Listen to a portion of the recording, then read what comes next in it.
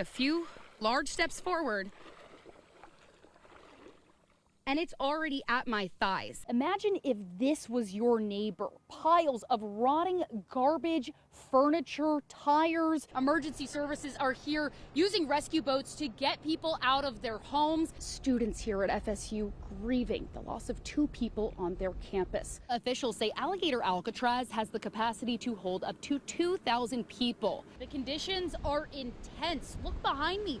There are huge waves crashing onto the causeway. Look at this car absolutely thrown into this divot inside a yard. Don't worry, these barriers are not going to pop. So many people in this area, they were already hurting from Helene, and now Milton almost sealed the deal. It's opening day of Alligator Alcatraz here on the side of Tamiami Trail. We're seeing a lot of people protesting against this facility. I want you to take a closer look at the car. This just shows you how much intense damage happened in this high-speed crash. This is not Disney. This castle is right here in our area. In picking up their stuff, many walked out with even heavier baggage. This home is a shell of itself. You can see the structure. Shockingly, the power is still on. When there is a last-minute change like this, we know this happened within 24 hours of Pride Fest, supposed to be center stage right there. What challenges could that pose for the local authorities? Whipping winds, the sound of Hurricane Helene ripping through Minnesota Key as swells smashed into the island. Gigantic, ferocious, terrible. Even so, Marcia Villianco stayed to watch from her back porch. And I don't want them to come into my condo, but I think they're going to. A prediction that would come crashing down on Villianco and her home of 30 years. I just went numb because I thought there's nothing I can do. She watched helplessly as those gigantic, ferocious, terrible waves shattered her glass doors and invited themselves inside. The waves just got even more intense, and they were no longer splashing up on us occasionally. They were roaring in here. Her picture-perfect paradise now looks like a war zone. Its foundation left hanging in front of the water that cracked it. Picking through the rubble, she found not every memory had been swept away.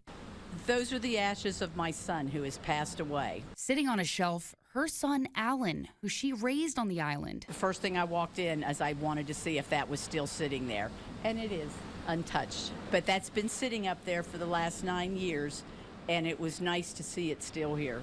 A sign that although the storm took her possessions, it could not take her family. Maddie Herron spoke exclusively with Birch's family. She joins us live from Charlotte County. Maddie. Yeah, Daniel Birch's family, of course, they are absolutely devastated. They tell me that Birch was a father, a son, a loved one to all in their family and community, and now that family is left to navigate a journey of grief. What a senseless way of taking our son away from us. It just doesn't make any sense. Joanne Birch is mourning the loss of her son, Daniel Birch. She showed me Daniel's life through photo albums. The decades of happy memories captured in photographs are now what Birch's family is holding on to in their journey of grief. He was like my best friend. He was there. He taught me everything I know. He was there for me for everything. And it's just, it wasn't supposed to happen. Emily Birch is Daniel's only child, his 22-year-old daughter who recently got engaged. So she's planning a wedding, and now, because of this murderer, she's planning a funeral for her father. Who's going to walk her down the aisle? It's unfathomable what this guy did. Through the unfathomable, Birch's brother Jeffrey and his family are pushing forward with a phrase and a promise. The phrase is justice for Dan. That's what we talk about. Now we're having family meetings about justice for Dan. We're locked into this. We will get justice for Dan. I asked Jeffrey Birch and the Birch family, what does justice look like to them? They tell me accountability, and they are just devastated, guys. It was hard not to tear up during that interview.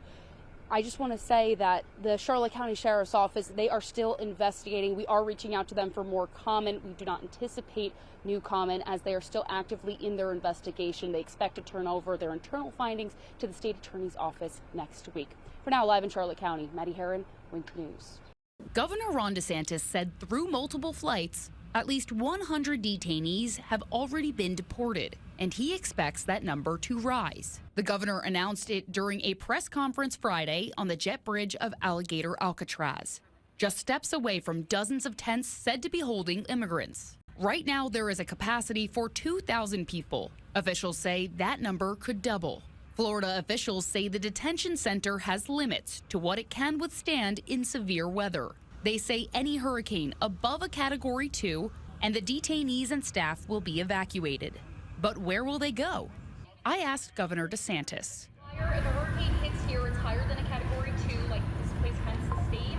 Where will all these detainees, thousands of them, where will they go? It will depend on the path of the storm. So Kevin has contingency plans. There's not one specific place where they will go to because you don't want to evacuate people into additional storm. While there was no official tour into where the detainees are being held, Governor DeSantis' team did say that could be an opportunity in the future. In the Everglades, Maddie Herron, Wink News. David St. Cyran came to this parking lot to meet his ex-wife's father for the very first time. The two were supposed to have a civil conversation about St. Cyran's 10-year-old son, but that civil conversation quickly turned to swings. Yeah. Would you threaten me? This video shows the terrifying moment a man winds up with a hatchet in hand, frozen seconds before a brutal attack. I've been having nightmares ever since Saturday. I keep on reliving it every time I close my eyes. David St. Cyran was the man on the other side of the camera in the Collier County's Golden Gate Community Park Saturday afternoon. He is now barely able to walk and covered in bandages after suffering multiple blows from a hatchet held by a man he used to call family. I was in shock. I'm like, is this really happening? Like, I didn't do anything to aggravate the man. I didn't do anything to provoke him. Literally the first time I'm meeting him. St. Cyran told me he was meeting up with his ex-father-in-law, 62-year-old Gregory Collier, to discuss a recent stay St. Cyran's 10-year-old son had under Collier's care. And I was worried about it. I just felt off about it. I met him here. I was in his parking spot. He walked around the car. My door was still open.